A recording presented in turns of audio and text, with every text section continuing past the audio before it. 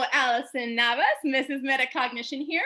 Welcome to the Mrs. Metacognition show, our inaugural episode here with the illustrious Dr. Charli Ellis. So the point of this show is to, interface with women who are very successful in their fields and also learn, we believe that if you know how you learn, if you practice metacognition, you are going to be able to do whatever it is you want in life. So Dr. Ellis, will you introduce yourselves to us and give us a little bit of an idea of how you got into the field that you're in, please?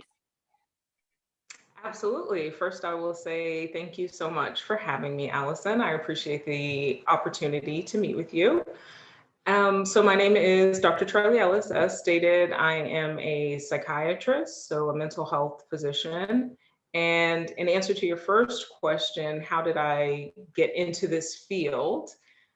I have a two-part answer to that because I think it was a different time of when I decided I wanted to become a doctor as opposed to when I decided I wanted to specifically become a psychiatrist. Okay, please. I decided I wanted to become a doctor when I was perhaps 10, right? So I don't know if that counts, but that was something that I always said. I was quiet and nerdy and in a book. And so it was just something that you said, right? Nerd power. Yeah. Yeah. And so it very much just became an aspect of my personality almost, right? And so I continued saying it and then was on this path to actually potentially get into medical school. And once I was in medical school, I was originally thinking I was going to be a surgeon of some description. Now, certainly, I think becoming a doctor is a prestigious job, right? Full stop. But among the subspecialties of medicine, right, surgery is definitely more prestigious than, say, psychiatry, right? Okay. So okay. I was initially thinking I was going to become a surgeon or become an OB-GYN surgeon. I really enjoyed delivering babies, things like that. And I spent my entire third year of medical school doing a research project, obtaining letters of recommendation saying I was going to be this amazing OB-GYN. And then I did psychiatry towards the end of my third year. Up until this point in my education, I always prided myself on never saying that I wanted to become a doctor because I wanted to help people because I felt that sounded super cliche, right? The squishy answer, right? Of course, you want to go into medicine because you want to help people. Everyone, that's a given. And so I'd never said that. And then I just found myself on the inpatient psych unit listening to people talk and thinking, I want to do this because I want to help people. And so I switched. I switched. So very long answer. I know this was supposed to be my intro, but that is sort of how I, in a very roundabout fashion, became a psychiatrist. Follow-up question, how, squishy question, right? Everyone says, but how did you in your thought process, because, as a cliche, right? Maybe doctors are very analytical, right? Y'all have to be we don't want our doctors to be squishy in the beginning. So we don't want to oh, my feelings. No, your science, right? But when you talked about how you got into psychiatry, your body language changed a little bit, right? And you were really happy and smiling. Was that a scary transition? Was it it looked like you were in your intuition when you noticed that you wanted to do psychiatry? How was that process for you? It was very scary. I have to say that probably a big aspect of me being able to make the change was that I had very supportive parents. I have very supportive friends. So I called people in the middle of the night crying, hey, I don't know if I'm supposed to be doing OB-GYN. I think I'm supposed to be doing psychiatry, but how can I be a psychiatrist? This isn't even a particularly prestigious job, And not I just America, right? That we're brainwashed that it that's not prestigious enough, right? But that's another day. Yes, but I really enjoyed it. So I thought, this is what I'm supposed to be doing, and we'll see how things shake out. And so far, so good. But I don't think anyone would say, I mean, maybe you're alluding to in the kind of ranking, if you will, in the medical field, but psychiatry is not easy, right? Mentally or cognitively, how do you kind of address the struggles that are obviously inherent with working with people that are probably in some of the most difficult parts of their lives. I certainly don't think that psychiatry is easy, but I would say I get a lot of comments where people say things, oh, but you're not a doctor, that sort of thing. Right. So, and I don't think this is even from any sort of malicious standpoint. People, they mean well. They are genuinely asking me that question. Yeah. And I have gotten to a point in my career and life and just being older where I don't take offense to that question and I'm able to answer and not be snarky, right? So Right. I went to medical school. So is that, you Step know? one. Step two. But I think that's interesting because, when I talk to students about these processes, there's always that element of like, there is some fear around it, right? Like trying something new, kind of leaning into something that's maybe more what they feel drawn to versus perhaps in the case of like, high school students, their parents, right? Yes. But that kind of societal push apparently always continues, right? And Yes. how do you, like, I loved how you said I'm able now to do it without being snarky. What was the point? I have some ideas because we're friends offline, but like, if what got you from that defensive state, which takes a lot of our emotional energy, right? So a part of Yes. metacognition is our EQ, right? Our emotional intelligence. So how did you get to that place? Like, what work did you do? How, or was it just time and now you're confident in your experience? Like, how did you get there? I think in part it was time, and in part it was there was this test. We have to take several board exams throughout the course of our career. And so during residency, which is 4 years long after medical school, you're taking basically practice board exams at that point. So you've taken two board exams in medical school, a third one during your internship, and then you have to take a fourth one, which is specific to your specialty. So the first three, it's the same regardless of what type of doctor you become. And so I don't know why this was actually that's not true. I do know why. I did poorly on the test, the practice test during like my third year of residency. And I spent an entire year lugging this big, massive binder around with all of these practice questions and everything related to this test I could get my hands on. And my friends laughed at me, not in a mean Yeah. way, right? They're poking fun at me. Ellis, why are you bringing this to lunch? And I was bringing it to lunch because I had a test to take. And I blew that test out of the water when I took it for real. And I feel like after I took that test and I did so well on this test, I didn't feel as bothered when people had their 2 cents. You can keep your 2 cents. You can share them. I don't care. I'm not fussed. I felt much more confident in what it was that I was doing. And then, as you said, also just more time and getting older, I think. So I have a whole career, husband, a house. I'm not. I'm good. I know me. You do you. Yes, pretty A much. little more to that, like that lugging around the binder phase.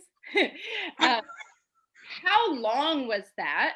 And how, like, what strategies helped you? So maybe for some people, they take that practice test, that might hurt their confidence. But you clearly were like, okay, I got a job to do. Let me see what I need to do. So that kind of self-efficacy to do that Yeah. is really what we want to help teachers be able to foster in students. So how did you do that? And what helps you do so well on the test, do you think? I lugged that binder around for a full 12 months. Yes. The test was Yep. It's time. administered once a year, so it was 12 months. So that was a long time. I literally never left my apartment without that book. Really? So, yeah, which is so ridiculous. But I Effective did well. is the word you're using, apparently, right? Oh, yeah. So as far as the test taking strategy, I know that's the objective of your program. The objective is how you were able to learn it, right? Because tests are there, they're Yes. often there. But I think the more important thing is that was a benchmark that gave you confidence in your field. So there's going to be some both, right? There's going to be the test taking, but But what strategies do you think helped you learn what you needed to learn to feel confident in your field? Memorization Yeah. helped Okay. a lot. Sure. There's a lot of medicine. The pharmacology for psychiatry is Yeah. some of the most complicated pharmacology of any specialty in medicine. So memorizing a lot of drugs and memorizing a lot of receptors. Sure. And something that helped me perhaps prior to this binder incident, something that helped me through medical school, I would say was studying with other people, but in a quiz fashion. Okay. I've always been someone who could sit down with a book for 8 hours. Yeah. Okay. And I know that's not everyone, right? So some people, they want to get up, they want to go do other things, and that's also fair. So I don't know how you can teach or convince someone to sit down for 8 hours and just read a book. And I don't even know if that should be your objective if that's not their style of learning, right? Great point. So I would do that perhaps during the day, but in the evening, I would meet up with a small group of friends and we would quiz each other. And you have to also be cautious about the people that you have for that particular meeting. Befriend everyone, right? But who am I going to? Speak to this. Our kiddos need to hear this. Yes, speak to this. So I had lots of friends in medical school, but some of my friends were chattier than some of my other friends, right? So Right. if we're And meeting not up, about pharmacology. right, if we're meeting up for the purposes of studying, I need to know which 4 people can I meet with for an hour, and we're going to just quiz each other back and forth and actually be productive.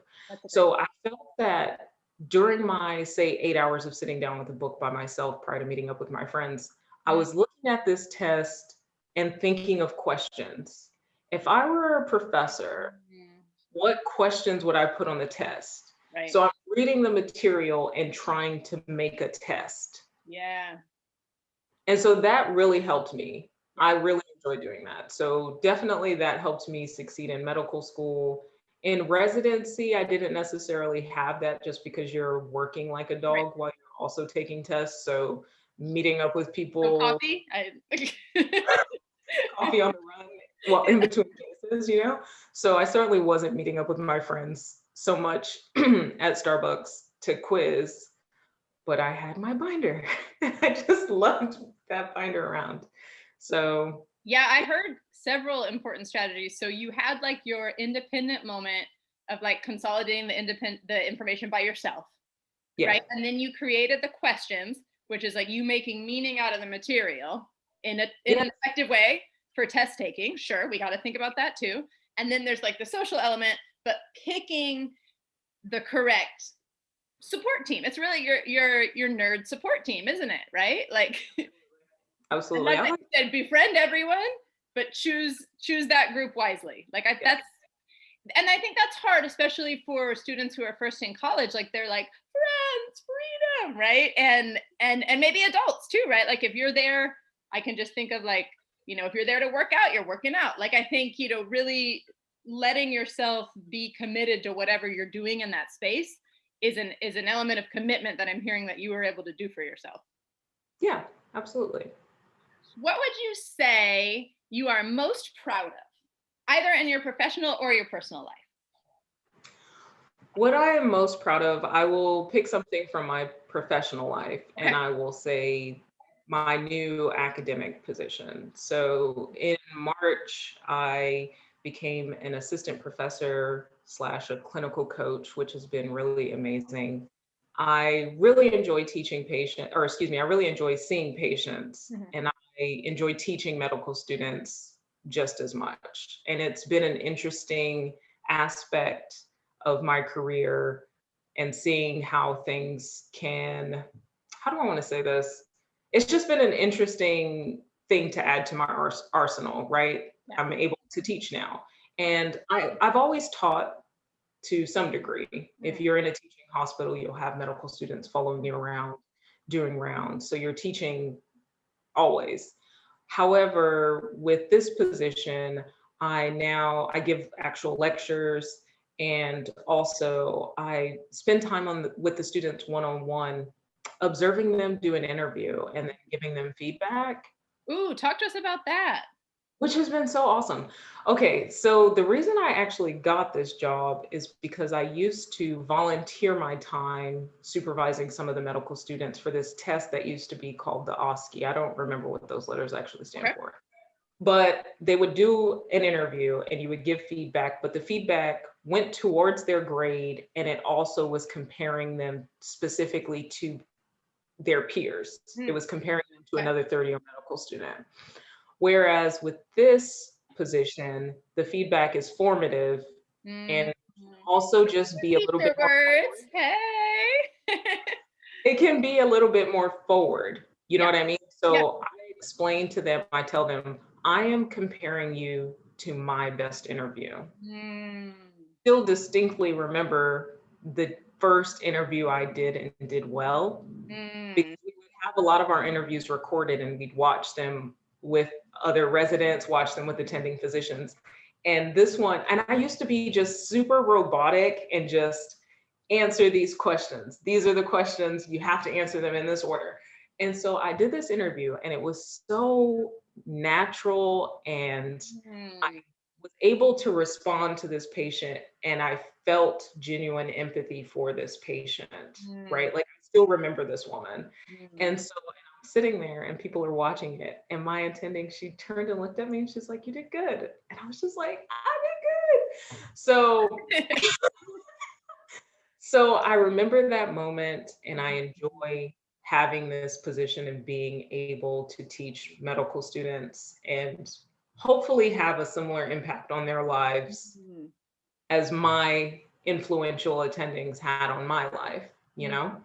So yeah, so getting into academics and then also not to veer off too much off No, topic. please. I do think it's important, especially if we are talking specifically about successful women, Mm-hmm.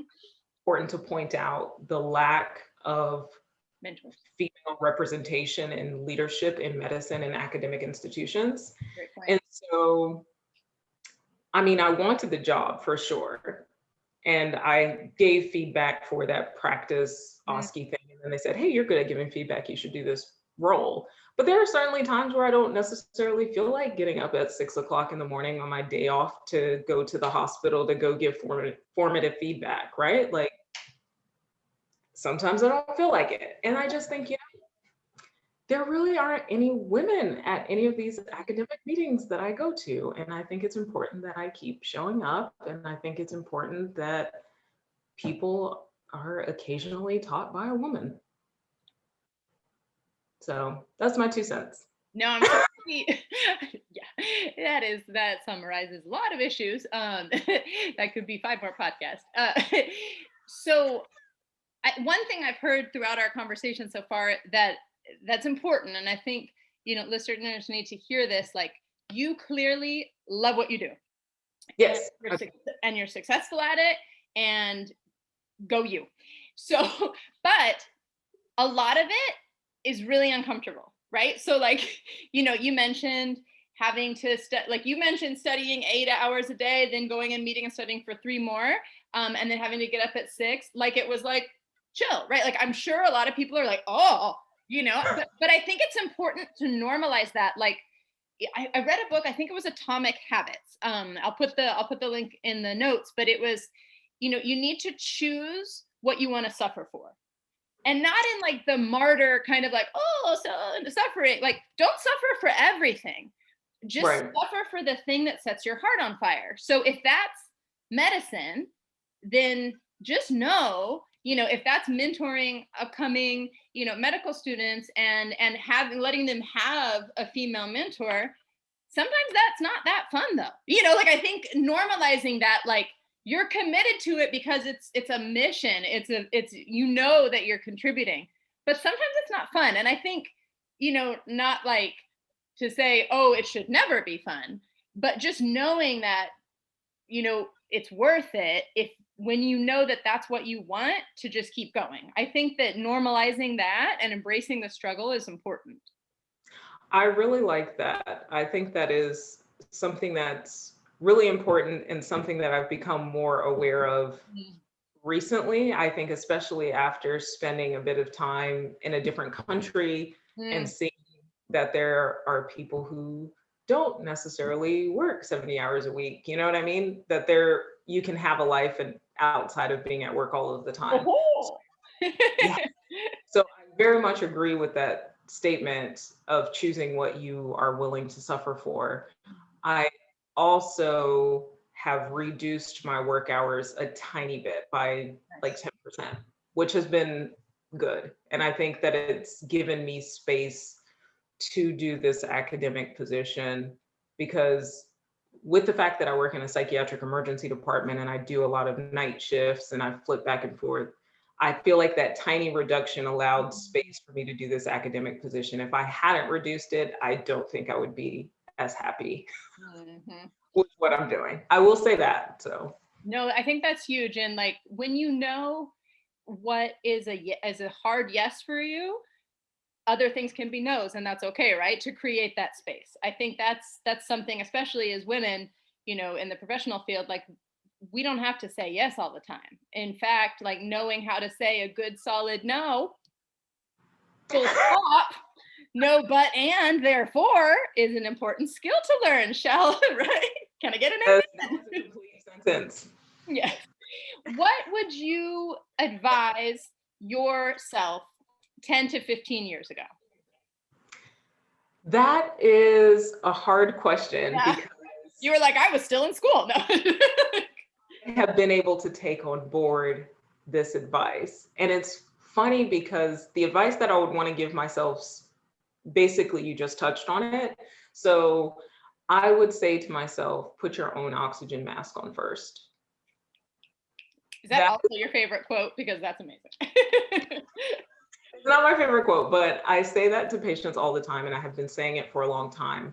And I'm finally in a position where I'm able to take my own advice, because actually, even when I reduced my work hours a little bit recently, I was thinking, is this selfish?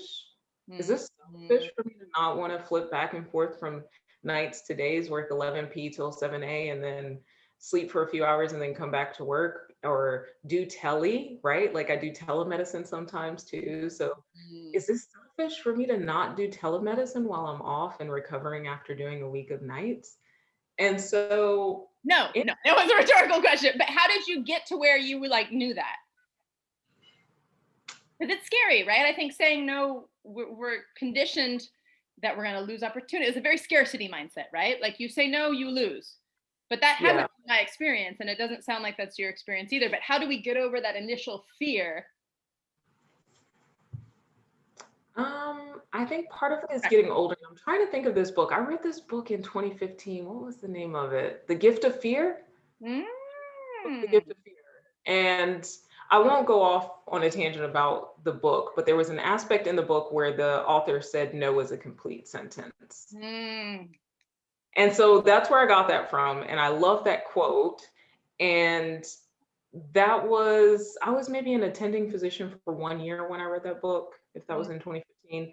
So I still wasn't able to take it on board, but it's sort of been there, right? Like it's been in the background, sort of brewing, that maybe I don't have to work all of these moonlighting shifts when people email me and say that they need coverage. So recently, I was asked to cover a unit, and I was in between night shifts. And I thought, you know what? Yeah, I'll just go home and I'll sleep for like 5 hours, and then I'll get up and I'll go to work. So, and this is in the context of me having just reduced my work hours by 10%. So I go in, and basically they said that there was some miscommunication. Side note, we've only been communicating via email, so I have the emails. There was no miscommunication. So they want me to work a different day. And so at first I got really angry. I thought, I'm trying to like help, right? But then I just thought, you know what? Actually, Charli, just put your own oxygen mask on first. They've done that for themselves, right? They're not worried about you. They're not worried about me. So I was able to put my own oxygen mask on first, and I sent them a very professional email on the third draft, right? The first two drafts had to go. They had to go. They were a little bit spicy. Yeah. So the first two emails had to go. And the third one, I just said, I really appreciate this opportunity, but I don't think that I'm the person for the position that you are looking for. And I hope you all have a great holiday weekend. Yeah. And I left it at that. And it's just taken time for me to get to that space. I think it's taken situations of being mistreated, Yeah. frankly. I think that hospitals run on some degree of taking advantage of their employees, right? So I think that's how most corporations run now. So after you have a very similar situation happen in different places, because I've worked all over, right? I was a locums physician or a traveling physician for several years. So when you go to several different places and have similar situations happen, you start to see a pattern and you think, okay, this This is is just, my boundary to hold. This is my boundary to hold. yes, that is exactly it. And so I finally at the age of 36 feel like I'm in a position, right? Like it's taken some time. So I finally am at a place in my life where I can just say, actually, I'm not going to do that. And I just went to sleep. And it's been amazing. I'm like, I feel so good. This is nice. It's been nice to just get some sleep. I I think, one thing I really try to actively combat against in my own mental track, if you will, is this hustle culture, right? That always have to be doing, always have to be going. But I think it's important just to recognize where we are. We went to college together, so we're the same age. So, when you first start, maybe you're not quite there yet, right? And maybe you are doing a little bit of your like paying your dues, if you will. I don't like that word, but like, when you're 22, I think it's also important for people to know you're not going to come out of college and be the CEO. Like there's that. Yeah. But what you mentioned was key, right? You noticed it was a pattern. You noticed that, and if you pay attention, I've noticed this too, other people will hold their boundaries. And so when, managers and they're trying to do what they have to do, but they'll go to the person that thinks that won't hold their boundary. So I think, starting to just practice in little ways, that no is a complete sentence. I think that was just so phenomenal. No is a complete sentence. Would you share, like, what are some of your favorite tools or your favorite books, or like what apps are on your phone? What helps you get through your day to day and live your best life?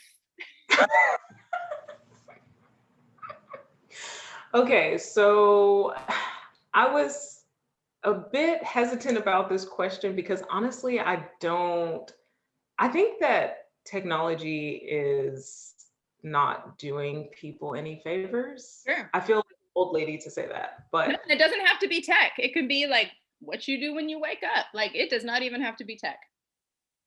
okay. So I do want to say though, I do want to use this space to say that I think that people, myself included, are too hung up on our cell phones, too hung up on electronics, just like in general. And I think that that can be a barrier to learning. I Mm, think that electronics and obviously access to the internet has been an amazing tool to help with teaching and learning, et cetera. But I do sometimes wonder if I would have had the same ability to sit down and study for 8 hours if I were concurrently scrolling on my phone, right. right? So I Yeah. do sometimes wonder about that sort of thing. But as far as things that I have that like help me be a successful person, I don't know if this is a direct answer to your question, but I will say that I would be remiss to have a talk about success and not talk about one's physical health. Preach. So, what I use on my phone that has helped me with my physical health, I would say, has been, and again, this is just what I do. I'm not suggesting other people Oh do yeah. it. I'm a huge fan of like calorie counting apps. I like stuff that tracks my steps and Right. things like that. And back in 2017, I lost 30 pounds and I've been able to keep most, if not all of it off. But I was struggling to get up the steps Right. at the hospital, right? So, how can I function well doing my job as a physician if I'm Mm, physically unhealthy, if I am winded trying to like run Yeah. to a code or some sort of situation. Right. So, yeah, so I think focusing on your physical health will Right. help with a foundation for success in your career. Now, I don't know if your target audience is probably younger than I am, someone who's still in Well, I'm school. just thinking for teachers, that's so key. Like, and again, like you already alluded to, there's no body shaming here. Y'all do you. But what Dr. Ellis is, what I'm hearing you say is you can't perform at your highest level if your physical health's not on point. So, Right. whatever tools you use to be able to get your physical health on point, I think that's really important, because teachers, we have like a slightly different pay scale than doctors. It's almost there, but like, but it's that same kind of service mindset, right? Yes. And at schools, same as hospitals, they will ask and ask and ask until you hold a line. And a lot of times they'll ask with a box of donuts because apparently that, and hey, I'm down for some donuts, but like, we can easily as teachers and doctors, like professions that are a lot are asked of us, and we tend to be service oriented, lose our physical health and lose our boundaries. And I think, those two things are important and they tie together, and I'm so glad you brought that up, because you can't hustle and caffeinate and sugar your way to the highest level. Like that's it. You read all these books of like really successful people, they always have exercise and health in the cornerstone of their life. That's so important that you brought that up. Absolutely. May I interject? Please. Okay, so I also wanted to say that it's been a big difference working a long shift now at my current age as Mhm. opposed to when I was 25 and I was first starting my internship. So I thought of this because you commented about the sugar and the caffeine, et cetera. I would work a 24-hour shift, not even kidding. I would go in with a bag of almonds in my pocket, a bottle of water, and some dark chocolate covered espresso beans and like a Diet Coke. And now, if I'm working a long shift, I sleep at least 9 hours the day before the shift, right? I need to sleep. Yes. And I always food prep. I always meal prep before going into that shift because I'm just like, I cannot function on this shift if I do not eat a bowl of vegetables. I'm going to feel like crap. So, Mm. oh, sorry, I don't know if I can say that on here. I'm sure people want to know more about that. I know it's not exactly the topic, but it's important. Like what's okay, so you gave us an example of the before. What's in your bag now? What do you bring into work to function at your highest at that, 24-hour shift? I usually bring a salad. And I'm a vegetarian, so this is a real salad. This isn't Iceberg lettuce, lettuce. tomatoes, Tell us what's on the salad, girl. Tell us. spinach, kale, chickpeas, cheese, Mm, walnuts, like everything but the kitchen sink. yeah. Yeah, I love walnuts. I add walnuts to everything. So yeah, so I'll have like a massive bowl of salad. I'll usually bring a soup. I like to bring something hot, and I always bring overnight oats. I try to stay away from processed sugar, more so even on the days that I'm working. If I have a day off, yeah, I want to eat a chocolate chip cookie, right? Like I'll eat a treat. But if I'm at work, I know that if I eat something sweet, I'm going to feel tired an hour later. So I avoid processed sugar, especially if it's a day that I'm working, and Mm. I try to just eat as healthy as I can for that shift. And it makes a big difference on how I feel. I think that's huge because people often want like a quick fix, and obviously we've talked about like something like medical school, right? Like that, there's nothing quick about that. But Right. often in our North American culture, like people be like, oh, I'm just gonna grab whatever pizza because I'm going and I'm hustling in it. But you're like highlighting, and it's so key, and people know it, but I think it's important to hear that on the days you have to perform, that's when you're bringing your vegetable game, right? Like that's when you're like, no, I don't want that sugar crash at 3 o'clock because I gotta work 12 more hours. Yeah, absolutely. That's so key. Oh, this has been amazing. I want to keep talking forever, but what would you, leave us with? So either, your favorite quote or like, what's next for you? What would you leave us with? I will leave you with my favorite quote, and it is a quote from my father, who was my absolute best friend. The favorite quote is, "Don't be intimidated, they're just words." Ooh, He say more. used to say that to me when I would call him and I would say that I wasn't sure if I could do medicine. I wasn't sure if I was cut out for this, this upcoming test. I think it's going to be too difficult. He said, "It's just a book and they're just words." Mm. Oof. No, we're gonna mic drop on that one, girl. Thank you so much. Thank you.